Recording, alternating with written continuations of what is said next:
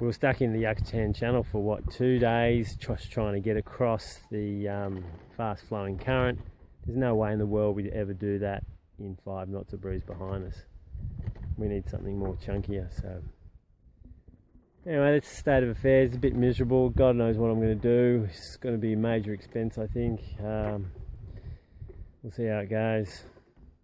The options we got are try still to get to Isla Mulheres or Cuba, or even head back to Key West. The problem with Cuba is it's got numerous reefs. It goes up from like 4,000 feet to 35 feet or 14 feet in very little time, or very little distance, and there's rocky outcrops all over the place getting into the ports. So that's a bit of a crappy situation if we're trying to tack to get in somewhere, or at least get close so someone can come and tow us. That's a bit of a bugger. Mexico's much easier that way, and Key West is a long way away. There's Puerto Rico. We're just waiting for the wind. We took the fuel from the top of the tank, and just in case, we passed it through some paper towels. The whole idea is we'll get a couple of clean jerry cans of fuel, which will be enough to get to Isla, and we'll use that to try and start the motor. The trouble is the motor refused to start, and then it got worse. Got these 2 jerry cans filled, should be enough to get to Isla. We did wing on wing. It's the first time I've ever done this. I know people, there should be a 4.5 line. I think that's what it's called. It seems pretty stable. It doesn't steer itself though. I was hoping it would steer itself because we're low on juice, because you all know the story that the motor's stuffed. When Tim was trying to bleed the system and I was cranking it over, the boat was wallowing and we started getting water coming out of the air intake. So somehow it's crept past the black box and made its way in the motor. So this is going to be a big job. While we're drifting, the only solution to entertain ourselves is fishing. Get the fishies! Woohoo! Woo! Woohoo! We're going to stick it. We got a fishy. He's going to stick it. No! We're lost in. Break trip. Cuba. You wanted tits and ass. Hello, There's Tim. Hello, Cuba. Can you hear that? That's finally some breeze. We've got 10, possibly 12 knots. We haven't seen that ever from our starting point of Tampa all the way down. We've been becalmed for I think 4 of the days where we had to motor. We were sitting on 3 and 4 knots trying to punch through this current. Every time we got in, we just bounced straight up back into the Gulf, and then we had to do another loop and go back down where the current is less. So we've done that twice.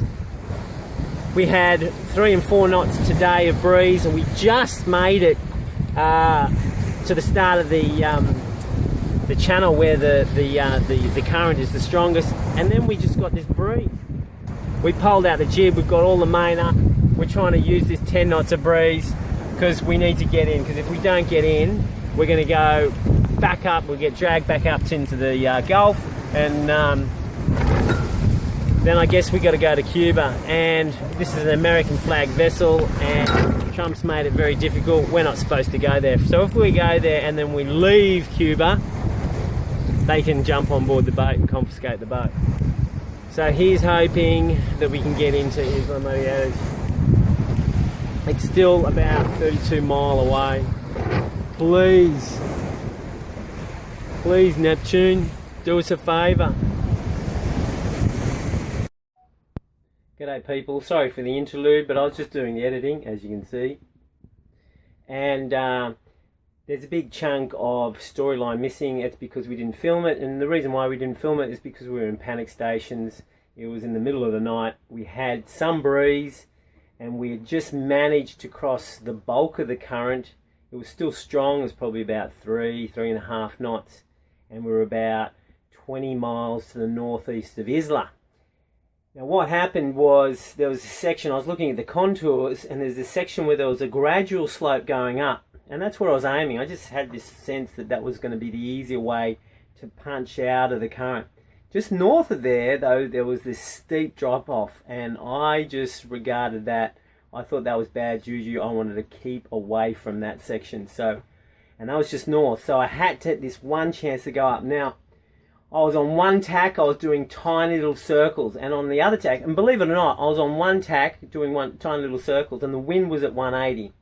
Then I was on the other tack, and the wind was also at 180, and I was making headway heading off at north-northwest, but at least I was getting some west, and I was riding up this hill. Now I just kept on trying different things. Now I'd like to say it was skill alone, but there was big fluke happening right here. What happened is we ran across this underwater hillet, and there was enough of an eddy current that actually threw us up into the 180 foot mark, which was the shallow section around Isla where there's supposed to be only 1 knot current north. Well, in actual fact, we got thrown in about 200 or 300 meters, and there was no current, and then the wind died. And then I was going, oh no! And we were so close to that steep drop-off section, and I thought if we get in that, we're just going to get blown out. Not blown out, we're just going to get thrown back up into the Gulf. So, we got the ducky out. Done that one?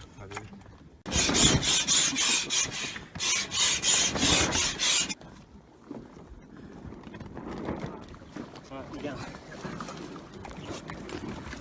Alright, I'll try to hold it as tight as I can back this way. Oh, watch your hands. Where's this weight coming from? It's because we're going out to sea.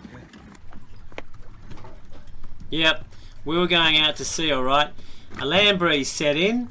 It was only about 3 knots, but it was enough to start pushing us out to that deep, steep section that I was worried about, where I thought the current would be the strongest.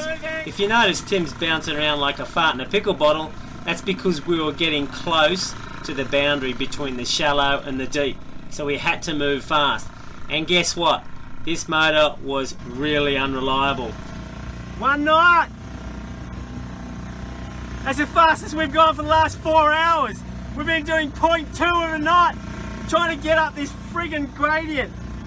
The current here along bloody Isla Mulheres is unbelievable. You have to try and find a way to get in an eddy. Well, we don't have a motor, so we have to go in an eddy and get up on the flat.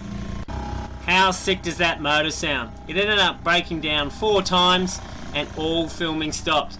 The priority was to get the ducky moving so we could get the big boat moving and back in the shallows and away from the current.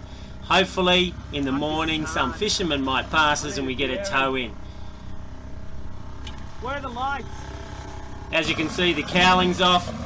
Every few minutes it'd die. We don't know why, and we still don't know why. It is a very unreliable motor.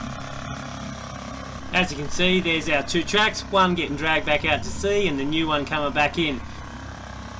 After several attempts on making radio contact, a fellow sailor heard my voice, and now he is towing us to Isla Mulheres. Jorge and his catamaran extravaganza. So we'll say hello to them.